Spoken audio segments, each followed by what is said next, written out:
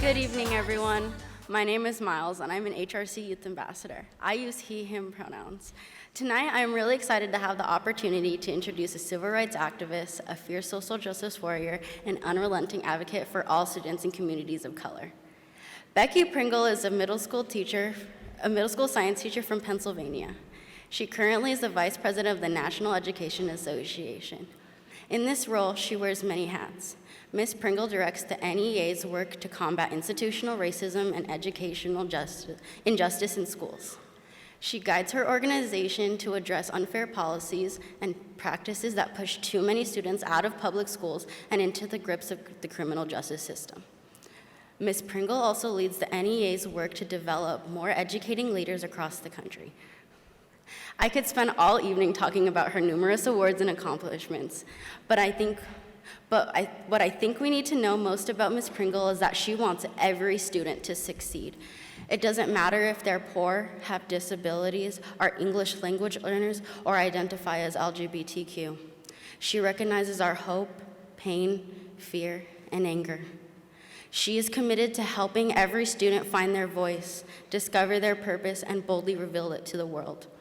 Ms. Pringle is on a mission to remind students like me that our value has nothing to do with what others might say, but what we believe about ourselves. Lastly, there's one thing I learned about Ms. Pringle that has caused a little concern. I understand that she is a passionate Philadelphia Eagles fan. And well, for me and my mom, who is here with me tonight, love the Denver Broncos. Despite our differences, Ms. Pringle, I know we can be friends.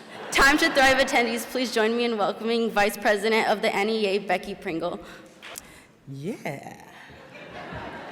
The view from up here is magnificent.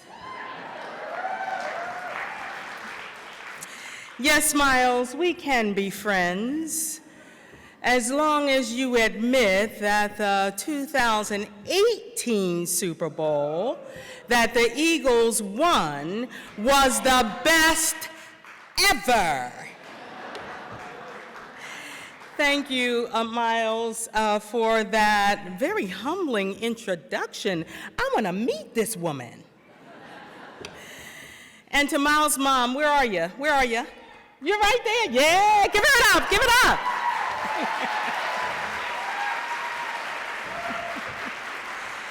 Except for that Denver Broncos thing, Mom, you done good.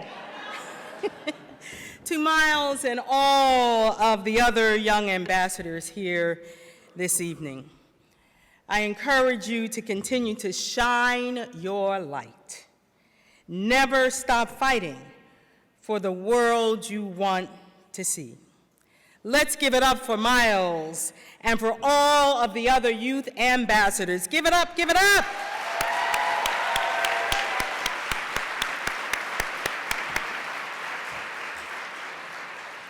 What we need in every community is a group of angelic troublemakers. Bayard Rustin, the courageous, resilient organizer behind the March on Washington, continued to be a troublemaker, even when others wanted him to dim his light as a proud, resilient gay man. He was an unapologetic troublemaker, just like you. On behalf of the 3 million members of the National Education Association, the people who have dedicated their lives to educating not one, not some, but every single child in America, I thank you. I thank you. We are so proud to again this year partner with the Human Rights Campaign and support the work they do to unite the agitators and advocates here in this room and throughout the country. And I want to once again congratulate my very, very dear friend Vinny, an educator at heart who brings this conference to life every single year. Give it up again for Mr. Vinny. You know, many of us never imagined we'd come this far in the LGBTQ movement. I, like so many parents of a gay child, worried that my daughter's union to the love of her life wouldn't be recognized wherever she chose to call home. But when the Supreme Court ruled on June 26, 2015, I thought, yes, we've made it. Change can come. Through perseverance and sacrifice, progress is possible.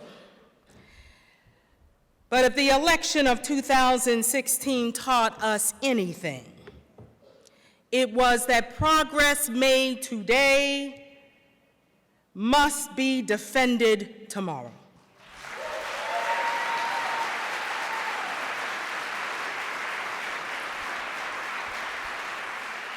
Our righteous fight for justice, we must be vigilant every single day, always. We must remain unbowed and continue to demand that this nation recognize every child, every human, recognize that they are worthy and they are precious, everyone. There's just no excuse that 57% of our LGBTQ students feel unsafe at school, or that 23% are being harassed because of their gender expression. That's why the NEA is committed to ensuring that our LGBTQ students are guaranteed equal protection under the law. No matter what Betsy DeVos says.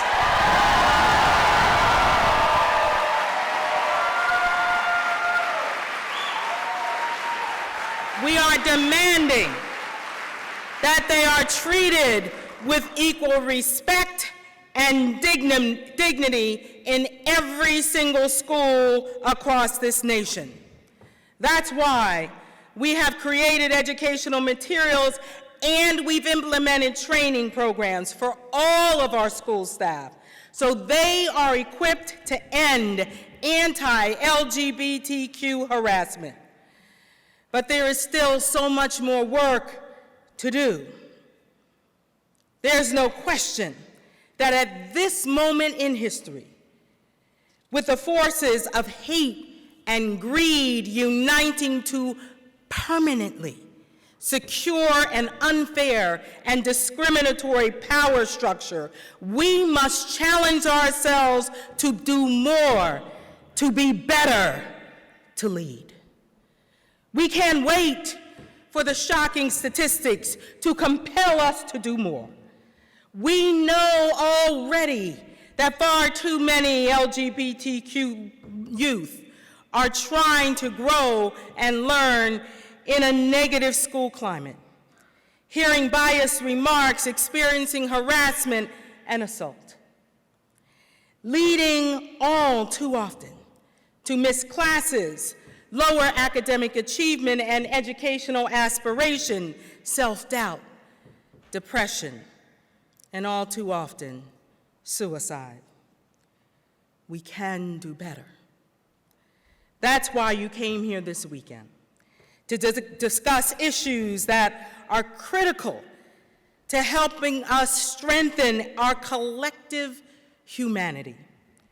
You came together to learn about the challenges our students face, to gather resources to help to do better, especially as you work with the many students who wrestle with the intersection of race and gender and sexual orientation. My daughter Lauren lives that triple threat every day. She needs you. She needs us to be those informed and unwavering champions. Our students are depending on us to stand in the gaps for them, to fully see them and be their unwavering activists. We must never forget that we are where we are tonight because of those who protested at Stonewall and Selma and Seneca Falls. We must never forget.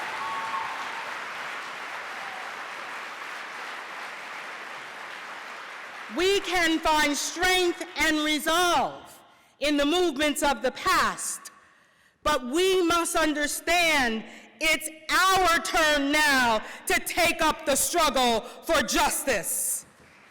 It's our turn now. I can hear Harvey Milk saying, I am tired of the conspiracy of silence. He is urging you to stand up and fight for what's right. I can hear Audre Lorde daring us to be powerful and demanding that we take our place at the table.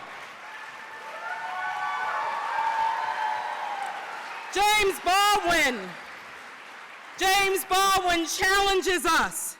There is never a time in the future when we will work out our solution. The challenge is in the moment. The time is always now. The time is always now to seek respect and equality. The time is always now to organize and to agitate, to rise up and resist.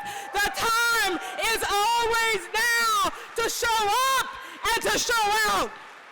We must be brave and relentless. We must stand proudly in our truth and lead.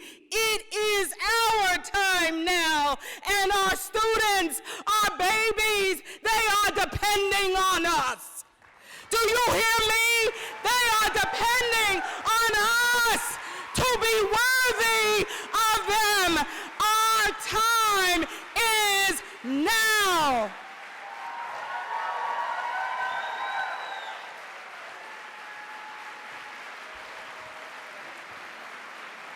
It is. I love you too.